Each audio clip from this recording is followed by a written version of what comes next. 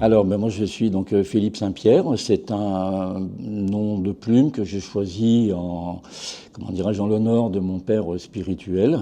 C'est-à-dire que j'ai eu la chance d'avoir deux pères, un père biologique et un père spirituel. Oui, c'est quelqu'un qui me manque encore. Voilà, et j'écris aussi en son honneur un petit peu, vu que je suis toujours plus ou moins en relation avec l'au-delà. Alors, mon livre, donc Indicible mensonge, c'est mon deuxième roman. Une intrigue policière et des histoires d'amour, on va dire, vraiment hors du commun. Il nous plonge dans le monde actuel, notre société, qui est une société de mensonges, de manipulation, de corruption et de, comment dirais-je, de mesures liberticides. Je dénonce pas mal de choses, notamment le lobbying avec les laboratoires pharmaceutiques et tout ce qui s'ensuit. Par contre, ça reste aussi un livre qui nous ouvre vers notre introspection de manière à nous guider vers notre essence spirituelle. Et pour ce faire, on utilise la notion du libre arbitre et la liberté de penser. Alors, curieusement, je n'ai jamais eu envie d'écrire. C'est-à-dire que, d'abord, je n'aimais pas lire. Cette envie d'écrire n'est venue qu'à part la rédaction de mon premier ouvrage. Et j'ai écrit ce roman parce que j'ai reçu un message céleste me disant « Philippe, tu dois écrire ton roman ». Je suis lancé, c'est cette rédaction qui m'a donné envie d'écrire. Voilà.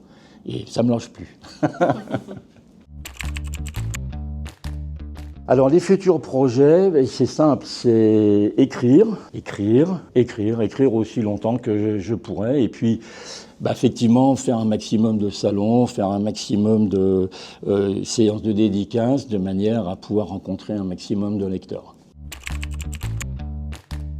Alors parce que c'est probablement ma mission de vie. En fait, j'en reviens avec l'au-delà par médium interposé. J'ai eu un message de ma grand-mère maternelle qui m'a dit « Philippe, il faut apaiser les hommes ». Alors je me suis dit « apaiser les hommes, qu'est-ce que ça veut dire ?» Je me suis dit « pour être apaisant, il faut d'abord être apaisé ». Donc j'ai travaillé sur moi-même pour arriver à l'apaisement, c'est-à-dire sortir des passions tristes de manière à être toujours le plus possible dans le positif. Et je me dis qu'en étant apaisé, je peux apaiser les gens autour de moi. Donc l'écriture est pour moi un moyen d'agir, puisque François Mauriac disait « écrire, c'est agir ». Il y a plusieurs messages dans le livre, et ils sont tous importants, aussi importants les uns que les autres. Je dirais que peut-être le plus important, c'est d'arriver à effectivement se sortir de ce concept des passions tristes, passions tristes qui sont, comment dirais-je, le groupement des émotions négatives, la peur, la colère, le ressentiment, enfin tout ce qu'on veut, tout ce qui n'est pas la joie, en fait, et tout ce qui est issu de l'émotion de tristesse. On a deux émotions qui s'opposent, la joie et la tristesse. Si je ne suis pas dans la joie, je suis dans la tristesse, et je suis dans la tristesse, ça me déclenche dans les passions tristes. Donc je dirais, sortez des passions tristes, arrêtez d'être dans le tourment, et puis tout ira pour le mieux dans le meilleur des mondes. Alors, d'abord, je reviens sur mon premier roman, donc La Voix de l'au-delà. Je l'ai écrit parce qu'on m'a dit qu'il faut l'écrire. Donc, je n'avais aucune formation littéraire. Je ne savais pas ce qu'était un roman, ce qu'était une nouvelle. Je ne savais pas ce qu'était un essai. Enfin, je connaissais rien du tout. Donc, j'ai fait une formation par correspondance dans un institut en Suisse. Ça m'a rapproché de mes origines. Et j'ai travaillé. À l'époque, j'étais encore au boulot. Donc, quand je conduisais mon bus, j'avais toujours mon dictaphone. J'avais une idée. Donc, tac, machin, parce que le téléphone, c'était pas possible. Et puis, j'ai construit ça à partir d'éléments.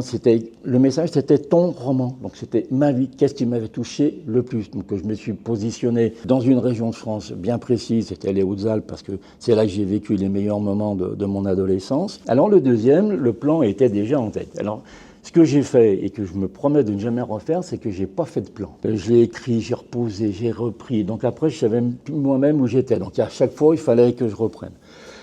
Par contre, pour le plaisir d'écrire, c'est venu au fur et à mesure. Hein. Par contre, quand je dis que rien ne me prédestinait, c'est presque une connerie. Parce que quand j'étais gamin, j'adorais écrire. Mes cahiers étaient toujours bien propres, bien écrits. C'était rarement juste. Hein. J'ai toujours aimé écrire. Et quand je suis parti à l'armée, quand on n'avait plus rien à foutre, prenais un papier, j'envoyais des courriers et j'avais un collègue qui m'avait surnommé l'écrivain. Comme par un pur hasard. La vie nous envoie des épreuves, nous envoie des messages. Alors, des épreuves, j'en ai une à 42 ans, opération du cœur. Là, je me suis dit, il faut que tu arrêtes tes conneries, il faut repartir sur d'autres choses. Quand même, quelque chose qui me disait, attends, l'écriture, c'est quelque chose d'important. Et là, maintenant, là, je suis sur mon chemin de vie. C'est ce que je dis dans le bouquin, c'est que si on n'est pas sur notre chemin de vie, on n'est pas bien. Et pour y être, il faut être bien dans sa tête. Alors oui, j'ai même déjà le titre. Et ça, il ne changera pas parce que celui-ci, Indicible mensonge, il est passé par plusieurs titres. Non, mais parce qu'il y a un rapport avec le deuxième, ça, parce que ça va s'enchaîner. Jean Pernin, j'en parle dans mon livre, Jean Pernin a écrit un livre sur l'affaire Balavoine notamment. Et dans les messages qu'il a eus de Daniel Balavoine proprement dit, il lui dit, ça serait bien il raconte son histoire et bon, le fait que c'est pas un accident. Et il dit, ça serait bien qu'un metteur en scène fasse un film là-dessus. Et moi, en lisant le bouquin, je dis, j'entoure, j'étais même pas encore en train d'écrire le premier, je dis, et pourquoi pas un roman? Alors je me suis dit, dans le troisième, on va probablement parler d'une histoire d'hélicoptère, enfin voilà. Je m'en occupe pas trop parce que je voudrais rester concentré sur Indicible mensonge. On a plein de choses à faire, j'ai plein de choses à faire, en plus que j'ai un dossier de presse qui est comme ça, je vais pouvoir bouger, et puis voilà.